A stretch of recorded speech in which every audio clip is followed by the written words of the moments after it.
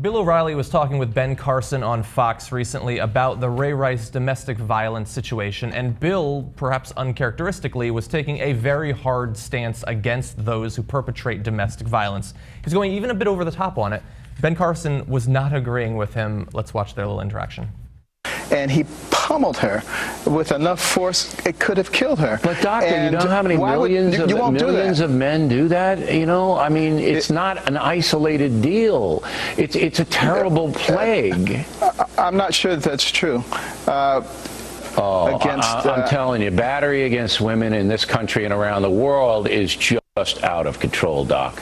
It really is. Well, this one was far out of control, and I'm not advocating that he not be punished for it. And I hope, you know, Mr. Rice gets the treatment he needs. But again, I want to send a message, and I do believe this is a plague. This violence against women all over the world, just in America, is a plague. Without question.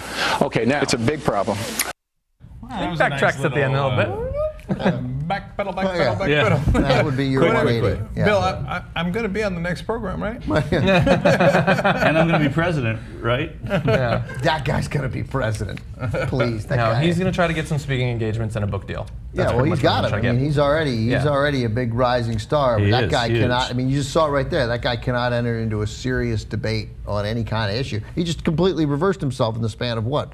40 seconds? He was convinced. Yeah. You're right. It's a big issue. It's a big issue. Debate, Big issue. and you know, Bill O'Reilly made a good point, and he said, "You're right, Bill." Well, Yeah. I mean, I think he's somewhat consistent, at least. I mean, he went on there to defend men who are big enough pussies that they beat their women, Right. and then at the end he showed himself to be at least as big a pussy.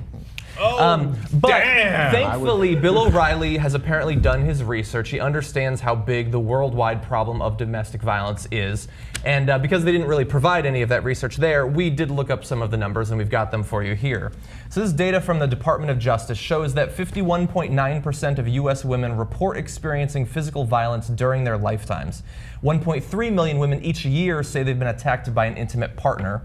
Now going a little bit more worldwide, 43% of all female homicide victims are killed by a current or former intimate partner, and 30% of women worldwide are subject to domestic violence during their lifetime, a total of around 769 million women. Wow. Around 290 million children suffer violence in their homes because, of course, domestic violence is not constrained to just a man and a woman. Those are just numbers. That doesn't necessarily contradict his point that it's not that big of a deal.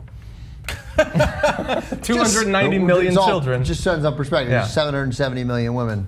There are a lot of women in the world. Yeah. Yeah. So I Yeah, mean, several times that. Yeah. Yeah. You can make statistics, John. You can make them say anything. is that really?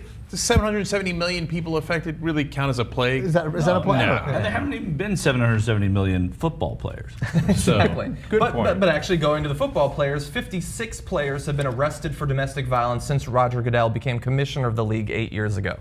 So that's in 8 years, 56 have actually been arrested Combined for it. two games. They've missed missed. 13 games total. 13. That Is it doesn't 13? count Ray Rice. Yeah. Yeah, that's Is it, for hold 56. on. Think about how amazing that is. 56 guys arrested for domestic abuse in 8 years in the NFL.